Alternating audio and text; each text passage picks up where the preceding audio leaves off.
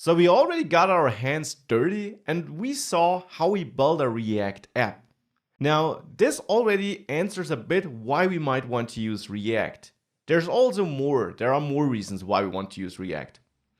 React helps us with a problem we'll encounter with normal JavaScript. The UI state becomes difficult to manage.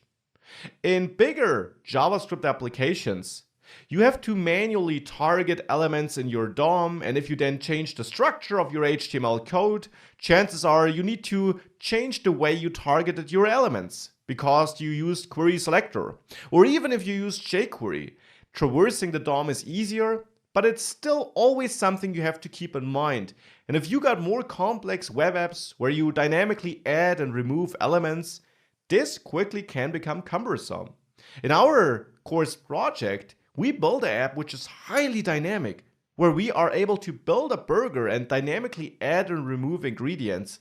If you write this with normal JavaScript code, it's going to be a nightmare. So React helps us by making this whole UI state management a non-issue. It allows us to focus on our business logic instead of keeping our application from exploding. And additionally, React is maintained by a big community. So chances are the React code is written better than we could have ever written it. So therefore it's highly efficient and fast. And the bigger your application gets, the more this matters too.